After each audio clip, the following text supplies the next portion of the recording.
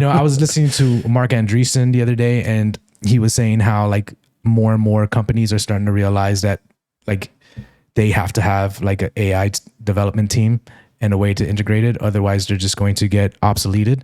And he was like, there's a bifurcation right now of like old companies who are like adding AI to the end of their kind of description, and other companies who are adding it to the top of their description. What, AI? Yeah, because, and he was saying the companies that add it to the top of their description are probably going to be the ones that survive and benefit the most from it, because they're making it a priority, where the other ones are just kind of like, how can we integrate AI into our existing architecture? Other ones are like, okay, how can we build our architecture with AI integrated into everything? Rebuild the entire architecture. Yeah, and that's ultimately what would have to happen, is to kind of like, a lot of these companies are going to have to either admit to themselves like, oh, we need to rebuild everything, and there's going to be people who are going to be like, no, that's just not what we're going to do, and eventually those are just going to become extinct, where people who build their architecture with AI or rebuild their existing business model with AI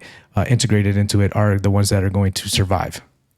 Crazy, man. Yeah. And I don't think either of us know enough of the details, but we both listen to the same podcast talking about it. Like, it's going to disrupt how we use energy, the petrodollar. It's going to disrupt the Fed. Like, they cut interest rates so people buy more GPUs and whatnot. And so that means there's less employment. Like, this is going to disrupt every sector of society. And having your business and your livelihood running off some version of AI, some type of AI, is essentially could be the only thing that keeps you afloat. But then I wonder about competition, right? So say you have a business, you put AI in the front of it, and you build your infrastructure with AI, but then someone else does it better. Like, is it going to be just a typical capitalism free market where that business does it better? You wasted your time on your version of it, right?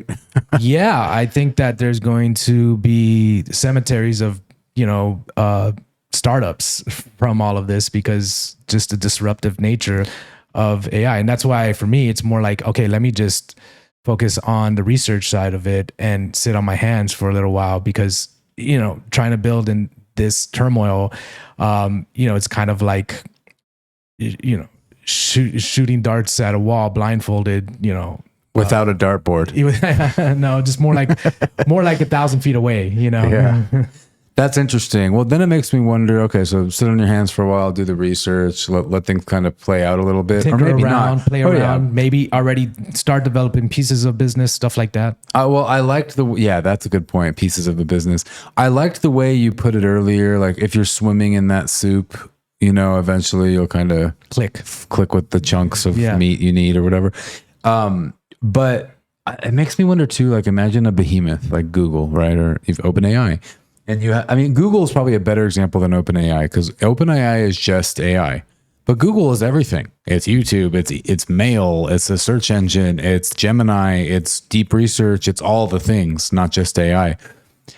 So and then we hear about AIs upgrading themselves, right? DeepSeek or whatever it was, like made its own version too, like it upgraded its code to be better. So that's already possible. Imagine with the powerful enough machines, will there still be a need for startups, because these big behemoths will have like a self-creating startup factory line? Yeah, so that's the AI takeover, right? Especially as we get into like ASI, right? Artificial superintelligence, where they're, now solving PhD level problems with just infinite creativity and almost autonomy. Quantum computing. Yeah. Yeah, I don't know enough about quantum computing to figure out how that factors into all of this. But, listening to Marc Andreessen again, he was talking about, in the future, are we going to have boards of company with AI agents as, playing an executive role? Why wouldn't you? Yeah. And so, now that comes into kind of this existential and philosophical questions. Okay, where do we find meaning and purpose from, right? And this is where I think that human level activities and authenticity is really going to become much more valuable, right? In a world of AI, it's like, what's scarce? Well, or what can't be replicated and duplicated. And I think that is human energy, right? And in a world where, you know, this goes a dystopian path and we're all like put into a sacks of gel where our human energy is siphoned off into this big Borg, you know, I'm talking about the Matrix. Why? So the human energy in the Matrix just fed the robots to survive? So in the movie, right, they make the analogy of human beings being like a Duracell battery that is powering the Matrix, but that doesn't make any sense because I think we're actually pretty efficient at generating electricity, right? Like in our reality, I don't think that would be the case because, like, what you're saying, artificial superintelligence, I'm just like in my mind, oh, what the fuck would be the point of anything then? Excuse my language. Like, why would we survive anymore? Why would humans even be here? Especially when, okay, we don't have to do anything for our survival. Imagine if the artificial superintelligence eventually says, okay, well, they're just wasting energy and we can get energy from the sun or whatever it is.